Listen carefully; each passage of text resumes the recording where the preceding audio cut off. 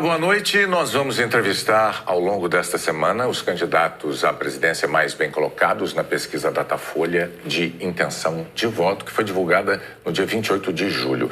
Pela ordem determinada em sorteio, com a presença dos assessores dos partidos, Jair Bolsonaro, do PL, é o entrevistado de hoje. Amanhã, Ciro Gomes, do PDT. Na quinta-feira, Luiz Inácio Lula da Silva, do PT. E na sexta-feira, Simone Tebet, do MDB. Nós vamos abordar os temas que marcam cada uma das candidaturas. O tempo total dessa entrevista é de 40 minutos. E, ao fim, o candidato vai ter 1 minuto para as considerações finais. Candidato Bolsonaro, boa noite. Obrigada pela presença. Eu agradeço também a sua presença, candidato, e o tempo começa a ser contado a partir de agora. Nós vamos começar a entrevista com um assunto que tem mobilizado os brasileiros. O senhor tem xingado ministros do Supremo Tribunal Federal, tem feito ataques sem prova nenhuma ao sistema eleitoral brasileiro. O senhor chegou, inclusive, a ameaçar não ter eleição no Brasil, como se coubesse ao senhor decidir uma coisa dessas.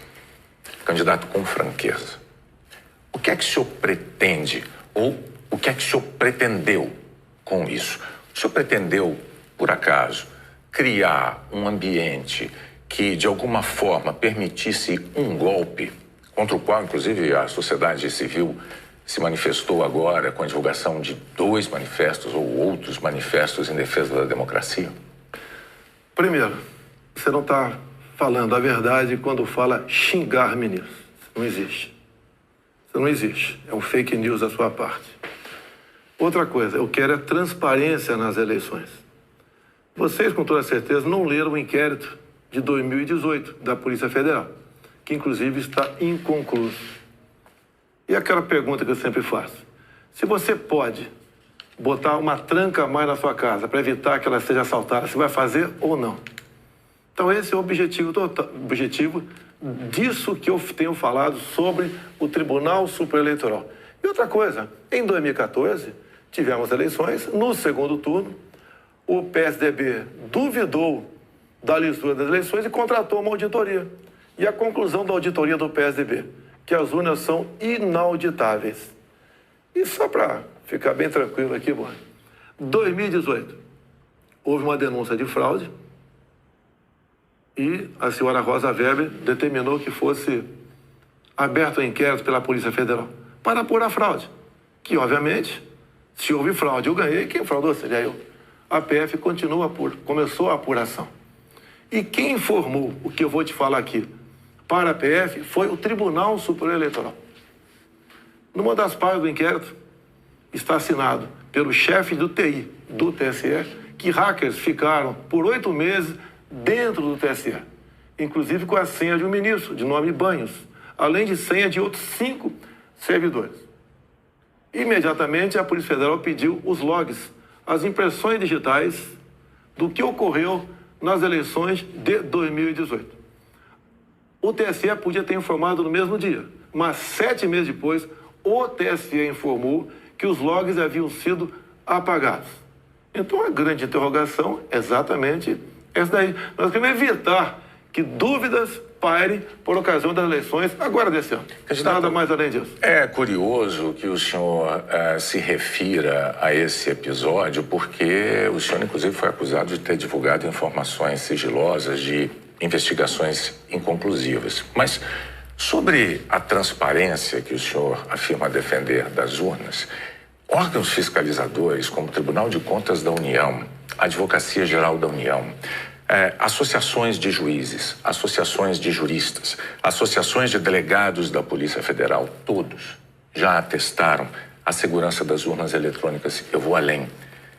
A transparência e a segurança das urnas eletrônicas tem sido motivo de orgulho da maioria da população brasileira. Agora, o senhor começou a sua resposta afirmando que eu tinha cometido fake news. Em nome da verdade, candidato, o senhor xingou o ministro do Supremo de canalha. O senhor fez isso com o microfone. Então, e ele vinha fazendo contra mim. Mas, candidato, eu lhe perguntei qual era o seu propósito. Lembra a pergunta que eu fiz ao senhor? Qual era o seu propósito? Falou ministro. Foi um ministro específico. Senhor, Tá ok? Tá refeita aqui a dúvida? Mas não, é que o senhor disse que eu cometi fake news. Só para esclarecer, a pergunta que eu lhe fiz é: qual era o seu propósito ao xingar um ministro de canalha e ameaçar não permitir que as eleições fossem realizadas, se isso não lhe compete fazer? Não é uma atribuição do presidente da República, é uma atribuição constitucional. Bem, quem vem sendo perseguido o tempo todo por um ministro supremo sou eu. Um inquérito completamente ilegal. E as medidas que enviam sendo tomadas por esse ministro era contestada. Lá atrás, inclusive, a procuradora Raquel Dodge deu um parecer para que esse inquérito deixasse de existir. E continua existindo. A temperatura subiu. Hoje em dia, pelo que tudo indica, está pacificado. Espero que seja uma página virada. Até você deve ter visto, por ocasião da posse do senhor Alexandre de Moraes, um certo contato amistoso nosso lá.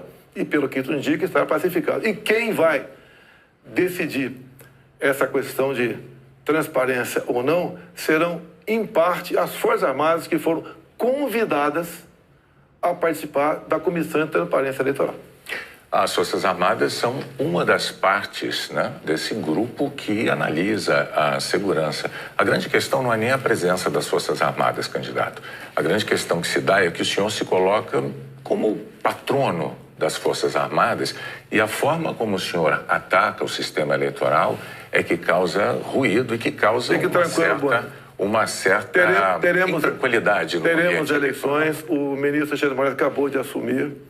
Amanhã ele tem um encontro, pelo que me parece, um encontro com o ministro da Defesa para tratar desse assunto sobre transparência eleitoral. Eu tenho certeza que o ministro Alexandre de Moraes vai conversar e chegar a bom termo essa questão de eleições. Agora, precisei provocar para que chegasse a esse ponto. Pode ter certeza que vão ter eleições limpas e transparência no corrente ano. O senhor costuma dizer que defende a liberdade, mas a impressão que dá quando a gente vê manifestações de apoiadores seus é de que nem todos têm a mesma percepção daquilo que o senhor defende, porque é muito comum vermos apoiadores seus defendendo medidas absolutamente inconstitucionais. Fechamento do Congresso, fechamento do Supremo Tribunal Federal, golpe militar, intervenção militar com Bolsonaro. Essas coisas são ditas. Inclusive tem uma frase que é muito ouvida também nessas manifestações por parte desses grupos que é: eu autorizo. No entanto, o senhor não os desautoriza, candidato. Isso não é uma sinalização ruim dessa parcela de apoiadores? Você vê as manifestações nossas sem qualquer ruído. Uma lata de lixo sequer virada nas ruas. Eu considero como liberdade de expressão. Essas, artigo 142. O que é artigo 142? É um artigo da Constituição que eu não entendo da maneira como alguns pouquíssimos entendem. Quando alguns falam em fechar o Congresso, é liberdade de expressão deles. Eu não levo para esse lado. Tá? E para mim isso aí faz parte da democracia. Eu não posso eu ameaçar fechar o Congresso. Isso, ou o Supremo Tribunal Federal. Então, Bonner, eu não vejo nada demais, vejo como liberdade de expressão, como alguns falam em AI-5, nem existe mais AI-5. Você querer punir alguém por ter levantado uma faixinha no meio da multidão AI-5, bom, isso aí é uma coisa que, no meu entender, não leva a lugar nenhum. Agora, o outro lado... Eu não quero interrompê-lo, mas é que o senhor disse algo muito... Perdão, candidato. O senhor disse algo muito importante ainda há pouco. O senhor disse, referindo-se ao ministro Alexandre de Moraes, que teremos eleições, elas serão limpas, etc. Com o intuito de tirar esse estresse, tirar a intranquilidade desse momento eleitoral do Brasil. O senhor não quer aproveitar essa oportunidade diante de milhões de brasileiros para assumir um compromisso eloquente de que vai respeitar o resultado das urnas, seja ele qual for? Seja qual for, eleições limpas devem e têm que ser respeitadas. O senhor vai respeitar... Limpas e transparentes têm que ser respeitadas. Está atestado que as eleições brasileiras são limpas e são transparentes e que as urnas são auditáveis. Isto posto, eu lhe pergunto mais uma vez. O senhor vai assumir um compromisso diante de milhões de brasileiros de respeitar o resultado das urnas e estimular os seus seguidores a fazer o mesmo, candidato? Serão respeitados os resultados das urnas desde que as eleições sejam limpas e transparentes. Como você disse que são auditáveis, em 2014 não aconteceu isso. Mas tudo bem. Vamos botar um ponto final nisso? O senhor vai botar Tá resolvido. Ponto final. Vamos para outra pergunta, outro assunto. Então, vamos respeitar os resultados. Nós temos uma declaração importante do candidato Bolsonaro assumindo publicamente o respeito ao resultado das urnas de outubro. Renata. Pandemia, candidato. Claro. Nos momentos mais dramáticos, o senhor imitou pacientes de Covid com falta de ar. Sobre as mortes, o senhor disse, e daí, eu não sou coveiro? O senhor estimulou o uso e usou dinheiro público para comprar medicamento comprovadamente ineficaz contra a Covid. O senhor desestimulou a vacinação. O senhor não teme ser responsabilizado, senão pelos eleitores, pela história? Olha, nós compramos mais de 500 milhões de doses de vacina. Só não se vacinou quem não quis. Eu acho que vocês dois se vacinaram. Comprada por mim. E em tempo bem mais rápido que outros países, que isso não tinha no mercado. Não poderia eu, num primeiro momento, por exemplo, falar que devíamos assinar certos contratos, como por exemplo com a Pfizer, onde a Pfizer não garantia a entrega da vacina. A primeira vacina no mundo foi dada em dezembro de 2020. Em janeiro, nós já estávamos vacinando no Brasil. Então, fizemos a nossa parte.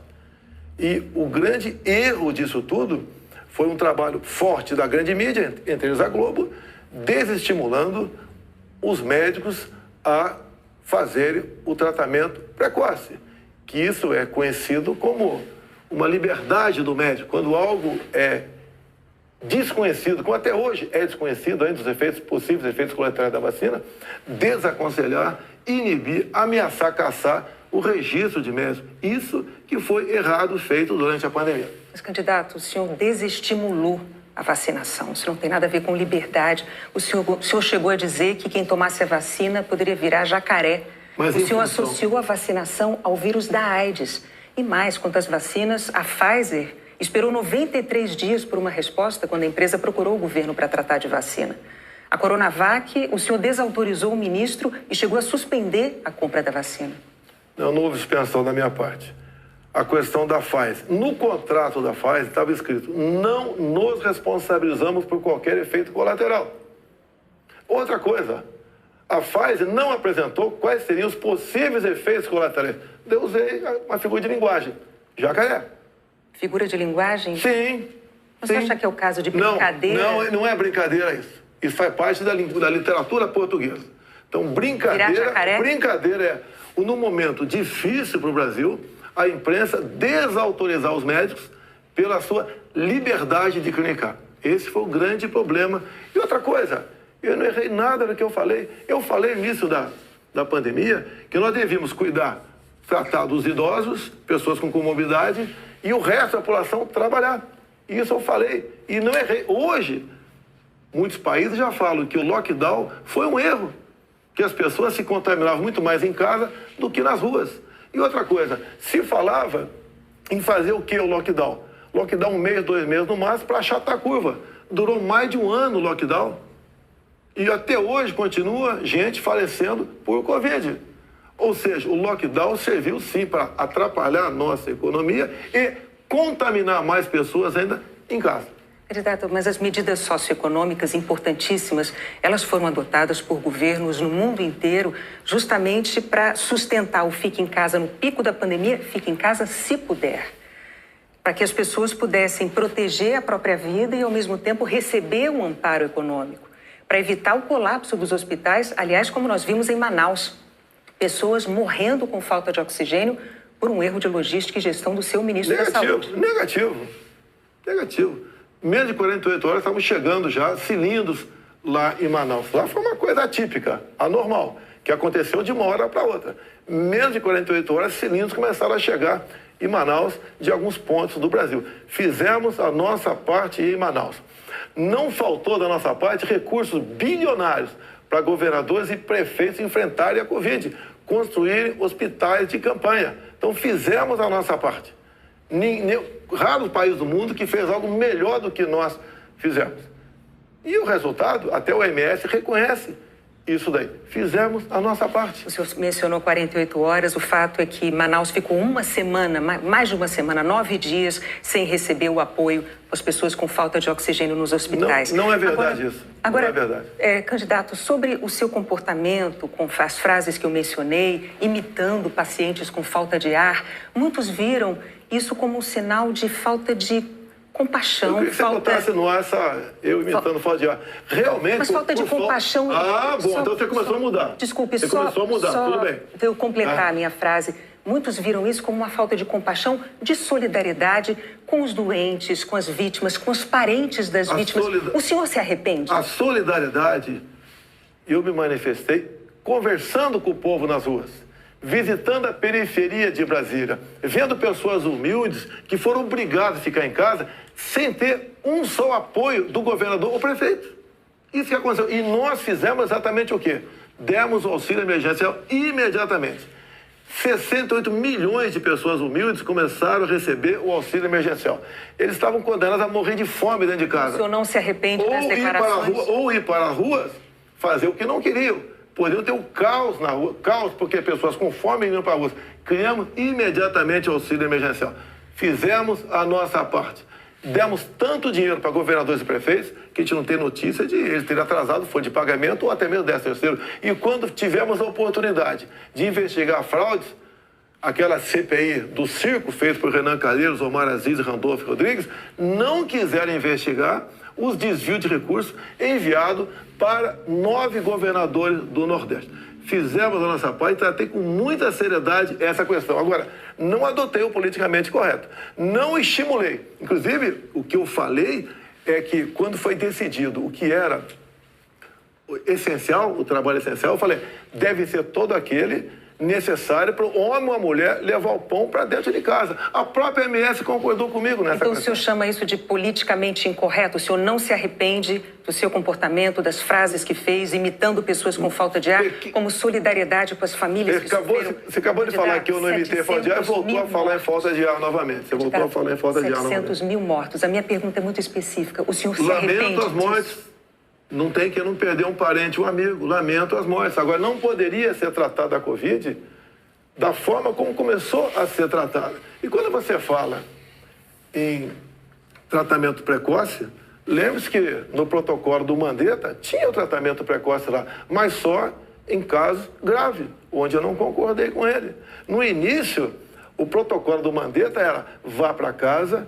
Quando sentir falta de ar, procura um hospital. Falei, procurar para quê se não tem remédio? E não tinha vacina também naquele momento. Bom, vamos falar de economia? Eu só queria observar, a Renata não retirou observação sobre o fato de o senhor ter imitado pessoas com falta de ar. Ela disse, não. Ela disse que o senhor imitou gente com falta de ar e que faltou também a solidariedade. Foram as duas coisas. E o senhor não respondeu mas, candidato, o senhor já deixou claro que o senhor acha que mais brasileiros se contaminaram por ficar dentro de casa sem se expor. Não, o senhor disse isso. Nova York mostra isso aí. O senhor disse isso. Então, vamos agora para a economia. Dentro de casa que fora de casa. Vamos para a economia. Vamos para a economia, que é um tema que o senhor também gostaria de abordar certamente. Em 2018, como candidato, o senhor disse assim, numa entrevista: eu sei do que é que o povo precisa. Inflação baixa, taxa de juros menor, dólar menor. Aí veio o seu governo, os juros básicos da economia dobraram, a inflação mais que dobrou, o dólar que estava em R$ 3,90 está em mais de R$ 5,00. É verdade que tudo isso se deu num cenário de pandemia e num cenário também de guerra na Ucrânia. Ocorre que esse cenário não mudou, não é? A pandemia não acabou, infelizmente, e a guerra da Ucrânia é uma realidade ainda. Pergunto, candidato, qual é o seu plano, uma vez reeleito, para cumprir num segundo mandato as promessas que o senhor fez em 2018 para a economia? Primeiro, as promessas foram frustradas pela pandemia, por uma seca enorme que tivemos no ano passado e também pelo conflito da Ucrânia com a Rússia. Se você pegar os dados de hoje, você vê o Brasil como talvez o único país do mundo com uma deflação. Um país onde vai ter uma inflação menor do que, por exemplo, a Inglaterra, menor que os Estados Unidos. Você vê também que a taxa de desemprego tem caído no Brasil.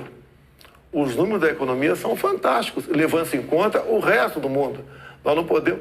Se fosse apenas o Brasil com esses problemas, eu seria o responsável. O que nós pretendemos fazer? É continuar exatamente na política que estamos fazendo desde 2019. A grande vacina a favor da economia em 2019 foram reformas, como, por exemplo, da Previdência. Foi, por exemplo, a Lei da Liberdade Econômica. Foi a modernização das NRs, das normas regulamentadoras. Milhares de normas nós deixamos de lado, nós revogamos. Então, a grande reforma da economia foi feita, a grande vacina foi feita em 2019, que fez com que nós pudéssemos suportar 2020. Nós pegamos 2020 e 2021 e tivemos um saldo positivo de quase 3 milhões de empregos no Brasil. Diferente de 2014 e 2015, que tivemos uma perda de quase 3 milhões de empregos no Brasil. Isso é sinal do quê? Competência da equipe econômica. Programas, como por exemplo o Pronamp e o BEM, preservaram mais de 10 milhões de empregos no Brasil. O próprio auxílio emergencial, num primeiro momento R$600, fez com que a economia, em especial nos pequenos municípios, o município não colapsasse. Então essas medidas, entre outras, fizeram a gente romper 2020 e 2021. 22, quando veio a guerra agora, problemas nós tivemos. Fui na Rússia negociar fertilizantes com o presidente Putin. Se não tivesse ido, não teria ido fertilizante para a nossa safra agora, desse segundo semestre. Não, isso é importante. Não. Isso garantiu que a segurança alimentar do nosso Brasil e do mundo. Só para concluir, então, num segundo mandato, o senhor daria sequência aos planos que foram estabelecidos e desenvolvidos no primeiro mandato. Bonner, você pode ver, Bonner, nós somos o 7º país mais digitalizado do mundo, tá? Nós fizemos muita coisa no Brasil, atendemos realmente a todas as camadas da sociedade. Só agora, na questão do IPI, a proposta do Paulo Guedes, que está parada no Supremo Tribunal Federal, nós pretendemos diminuir impostos de 4 mil produtos em 35% de IPI. Para o segundo mandato. Não, desse agora. É que a proposta parou no Supremo Tribunal Federal. Estamos há semanas... Agora, senhores, para que a gente possa abordar... Isso começou há 2 meses a redução de IPI, não foi de agora? Para que nós possamos abordar nessa entrevista o maior número de temas, vamos prosseguir, vou falar sobre meio ambiente. Em 2020, o seu então ministro do Meio Ambiente, Ricardo Salles, disse que era para aproveitar que a imprensa toda estava focada na cobertura da pandemia para ir desregulamentando as leis ambientais, o que ele chamou de passando a boiada. Fato é que, no seu governo, a taxa anual de desmatamento da Amazônia deu um salto, é a maior em 15 anos. O senhor continua apoiando essa política de desregulamentação? Olha, você tem que pensar que na Amazônia você tem quase 30 milhões de habitantes lá.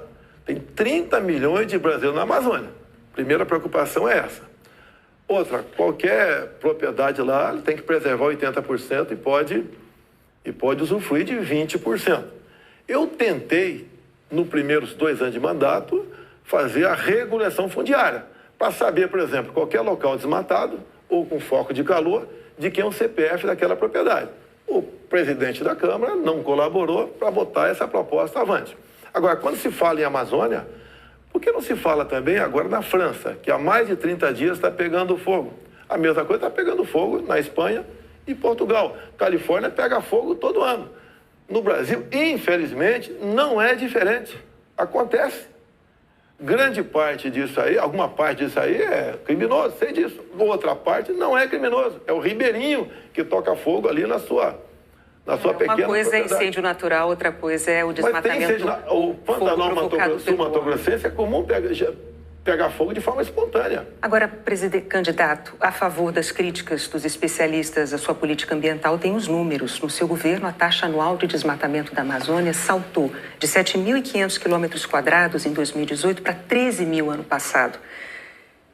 O levantamento do MAP Biomas mostrou que 97% dos alertas de desmatamento emitidos desde 2019 não foram fiscalizados pelos órgãos responsáveis, 97%. Especialistas dizem que quando o senhor desautoriza, por exemplo, a destruição de equipamentos pelos órgãos fiscalizadores ou quando o senhor desmonta órgãos como o IBAMA, o senhor está passando uma mensagem de incentivo a quem desmata ou ao garimpo ilegal. Primeira coisa, a destruição, como dá em lei, é se você não puder retirar o equipamento daquele local.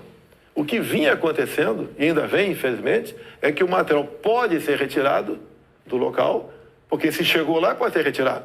E há o abuso de uma parte. E como eu disse para você, tem locais... De qual parte? Tem locais na Amazônia ali que é permitido.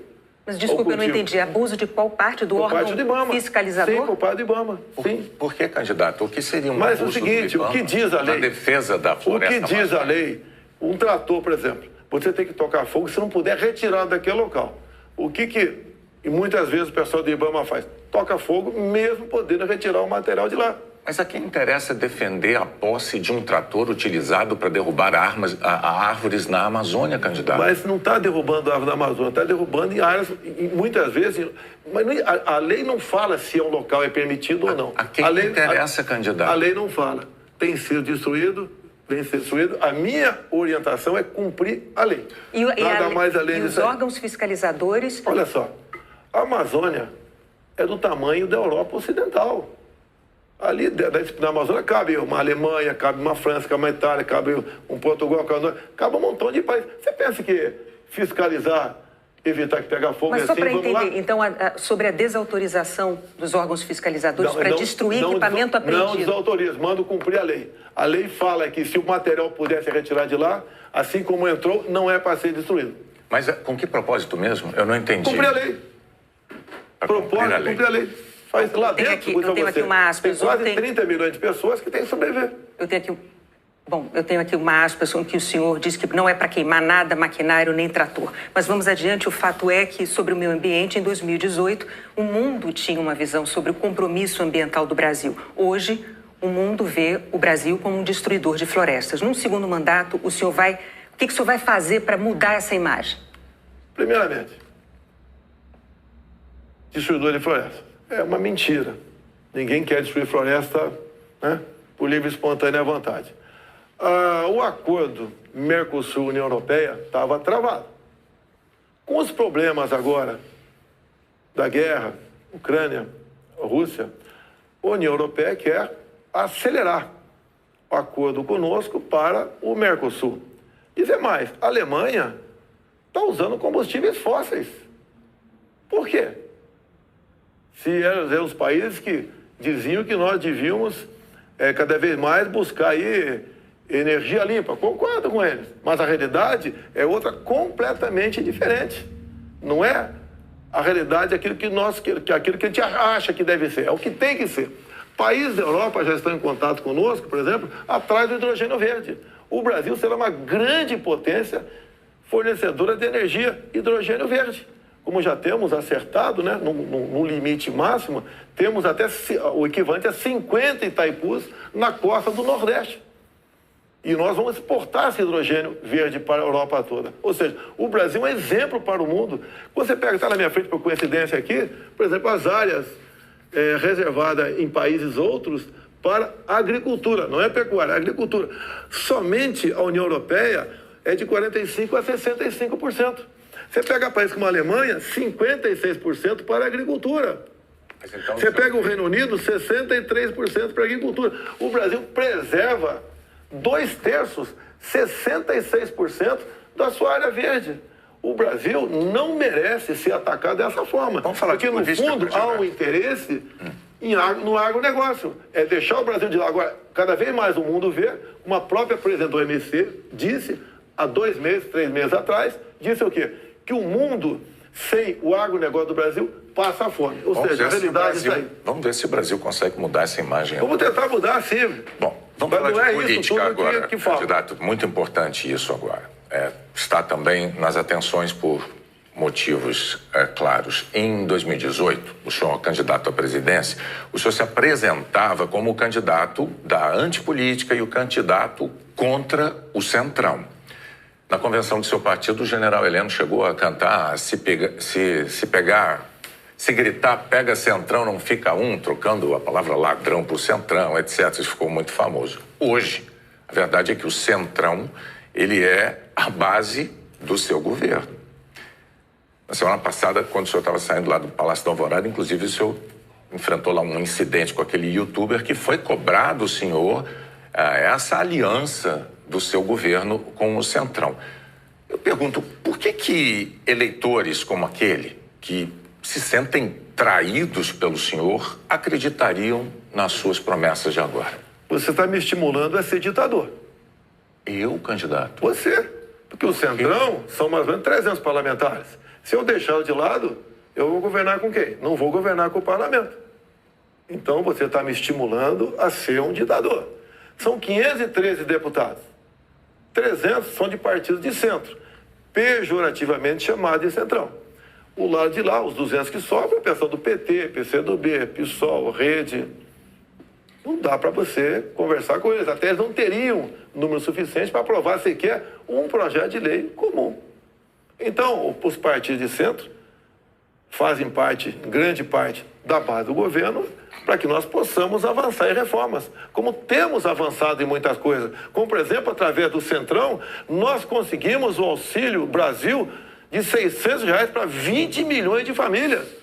Dá para imaginar isso? E olha só, os partidos de esquerda votavam contra o parcelamento dos precatórios, que era condição para a gente dar lá atrás R$400 de Auxílio Brasil para esses mais necessitados. Então o PT votou contra o Auxílio Brasil de 400. Não, votou contra a questão dos precatórios. Do parcelamento, que sem parcelamento você não tem como conseguir recurso no orçamento para pagar os 400. Assim como agora o PT também votou contra, tá? Ou melhor, discursou contra os R$600 e votou favorável.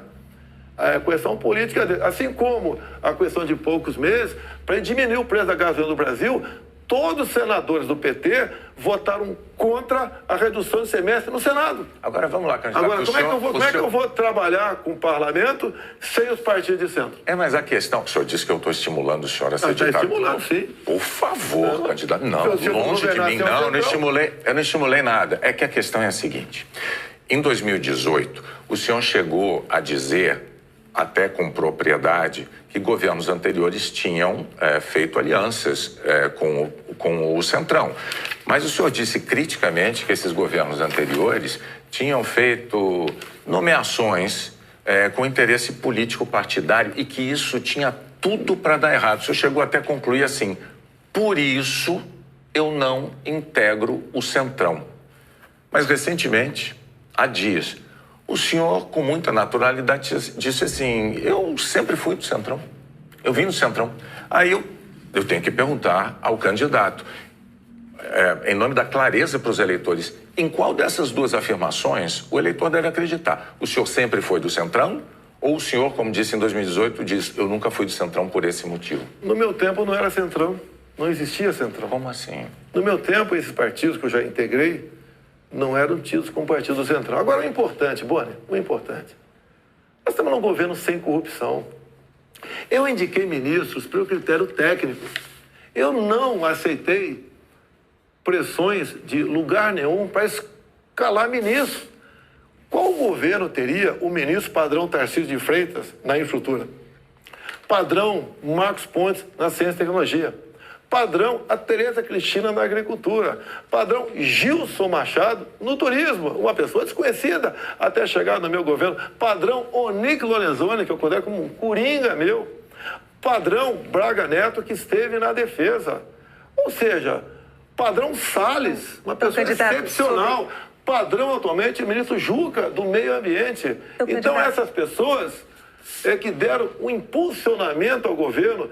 Estamos governando com competência e sem corrupção, porque não tem indicação política para esse ministério. Citou vários ministros, então, aproveitando a deixa, eu vou falar de um tema importantíssimo para o futuro do Brasil, que é a educação. No seu governo, o senhor indicou 5 ministros diferentes. Um deles caiu justamente por um escândalo de ter beneficiado pastores com dinheiro da educação e diz que foi a seu pedido no caso de um dos pastores. Qual é a dificuldade de escolher um bom ministro da educação? Por muitas vezes, depois que a pessoa chega, a gente vê que ela não leva jeito para aquilo. Não foi só da educação. Ele teve acusação. Ele teve morte de prisão. Ele foi preso, inclusive. Agora, conseguiu habeas corpus logo em seguida. Agora, fiquei sabendo depois, né? Que o Ministério Público do DF foi contra a prisão dele. Agora, veja só... Foi contra a prisão dele. Por quê? Não tinha nada contra ele. Se tiver hoje em dia, é outra história. Até aquele momento não tinha nada. A questão de ter 2 pastores, um que está no gabinete dele, qual é o problema? Agora, se ele faz besteira, e se essa pessoa... Agora, nós começamos a investigar o caso Pastores. Não foi a Polícia Federal. Nós começamos a investigar com a CGU. Agora, só na área da educação, o primeiro-ministro escolhido pelo senhor caiu depois de 3 meses porque, por causa de um escândalo, pediu que professores gravassem slogans de campanha seu. O segundo ministro praticamente fugiu do Brasil depois de ter insultado ministros do Supremo. O terceiro ministro nem chegou a assumir porque maquiou o próprio currículo. O quarto ministro envolvido num escândalo de corrupção. Quais são os critérios que o senhor usa para escolher um ministro de uma área tão vital para o futuro do país? As pessoas se revelam quando chegam. Atualmente, eu tenho um excelente ministro da Educação. Acontece, é igual um casamento, muitas vezes. Mas o senhor concorda que essa alta rotatividade prejudica? O ideal era não ter vários... O ideal era não ter rotatividade nenhuma, mas acontece. Outros ministros foram trocados também. Bom, por vários motivos. Agora, depois desse escândalo do MEC... Que escândalo do MEC, Bonner? A saída do ministro... Mas a saída é escândalo, MEC? Não é escandaloso, candidato, sim. Um ministro destinar dinheiro da educação para 2 pastores, dizendo que o presidente da República indicou um deles... Cadê o duto cadê o duto do dinheiro vazando ali? Cadê o dinheiro? Candidato, não sabemos. Cadê o dinheiro aparecer? Você não sabe? E está me acusando? Não, está acusando o Milton por isso? O senhor tem todo o direito de achar que não foi um escândalo. Nós vamos adiante. Depois do caso do ministro Milton Ribeiro no MEC, o senhor atenuou um pouco o seu discurso de que não havia corrupção no seu governo. Antes não tinha corrupção. Hoje, o senhor diz que os casos pipocam. Os casos pipocam de corrupção no seu governo. Bom, ao mesmo tempo, vão se acumulando denúncias de interferências suas na Polícia Federal, que é um órgão de Estado, não é um órgão de governo, e um órgão de Estado que o senhor prometeu prestigiar. Como é que o senhor explica para o eleitor essa mudança da sua postura da eleição de 2018 para cá, candidato? Primeiramente, quem me acusou de interferência na PF foi o ex-ministro Sérgio Moro. Falou que a prova da interferência estava numa sessão reservada nossa. Bem, eu não queria, a sessão foi gravada, eu não tinha obrigação de entregar a fita. O senhor teve 4 diretores gerais da Polícia Federal e a cada mudança... Eu não tinha obrigação de entregar a fita. Entreguei a fita. Foi revelado, até com muitos palavrões na reunião de ministros. Não acharam nada. O que acontece? Eu, quando entrego o ministério para alguém, eu dou o ministério para aquela pessoa agir. Tá? A Polícia Federal, com a saída do Sérgio Moro, melhorou e muito na apreensão de drogas, na apreensão de numerários, tá? Em operações, melhorou muito. Em armamento, melhorou. E as pessoas vão mudando. Por exemplo, quando o André Mendonça saiu, porque ele foi para o Supremo Tribunal Federal, eu não considero uma saída da parte dele. Atualmente, temos um delegado da Polícia Federal à frente do Ministério da Justiça. Agora, ninguém comanda a PF, Bonner. Se pudesse comandar, o Lula teria comandado, a Dilma, o Temer, seja lá quem for. Ninguém consegue comandar a Polícia Federal dessa forma como você está falando aí. É que a Associação dos Delegados da Polícia Federal divulgou recentemente um documento com críticas, né? Eles afirmaram que o senhor e a sua equipe de governo trouxeram desgaste, eu estou lendo aqui os termos dele, trouxeram desgaste à imagem da instituição Polícia Federal e também prejuízos para os policiais federais. E que falas suas, candidato, jogaram desconfianças sobre a autonomia e sobre a imparcialidade da Polícia Federal, que goza de autonomia já há alguns anos, como ninguém poderia negar. Qual é a sua posição, então, diante de um documento com uma queixa, uma acusação como essa da Associação Nacional dos Delegados? Então, primeiro, acabar de confirmar que não tem interferência, que gosta de autonomia. Outra coisa, peraí, eles acabaram de mostrar para mim que não tem interferência, gosta de autonomia. Eles dizem que o senhor jogou, as suas palavras jogaram desconfianças sobre a autonomia da PF, candidato. Não. Acabaram de falar que eu estou certo, não tem interferência lá. Contrário. Outra coisa, eles queriam uma reestruturação de carreira agora. Eu achei até justo. Mas outras categorias não concordavam com isso, sem serem beneficiadas também. E daí começou um movimento por parte de alguns delegados da PF, contra a minha posição, que deságua numa nota como essa daí. Eu queria, inclusive, reestruturar a Polícia Rodoviária Federal, que era bem mais fácil, menos onerosa. Os delegados, essa mesma associação, não topou fazer isso aí. Então, aí está uma briga política, salarial, por trás disso. Candidato, o senhor agora tem 1 minuto para suas declarações finais. Pois é, passou rápido. Eu queria ficar algumas horas com vocês aí. Tá? Quando o senhor começar, a gente começa a contar o tempo. Vamos lá. O que eu tenho a falar para a população brasileira? Peguei o Brasil numa situação crítica, na questão ética, moral e econômica. Começamos a trabalhar, tá? Fizemos muitas reformas em 2019. Infelizmente tivemos a Covid, depois tivemos a guerra lá fora, tá? Tivemos uma seca enorme. E nós fizemos tudo o possível para que a população brasileira sofresse o menos possível. Isso nós fizemos. Hoje você nota o preço do combustível caiu assustadoramente, nada de canetada, com um trabalho nosso junto ao Parlamento brasileiro, conseguimos R$600 de Auxílio Brasil para 20 milhões de pessoas mais pobres, conseguimos a transposição do São Francisco, que estava parado desde 2012, levando água para o Nordeste. Nós pacificamos o MST, titulando terras pelo Brasil, e 90% dessa titulação foram para as mulheres. Criamos o PIX, tirando dinheiro de banqueiros, fazendo com que a população pudesse se transformar, muitos em pequenos empresários, um PIX sem qualquer taxação em cima do PIX. Anistiamos 99% da dívida de 1 milhão de jovens junto ao FIES. Encerrou? Acabou. Muito obrigado aí, até a próxima. É boa, né? Renato, até a próxima. Candidato, mais uma vez, muito obrigado por ter vindo e por ter prestado esses esclarecimentos ao público telespectador, aos eleitores brasileiros. Nós voltamos ao estúdio do Jornal Nacional.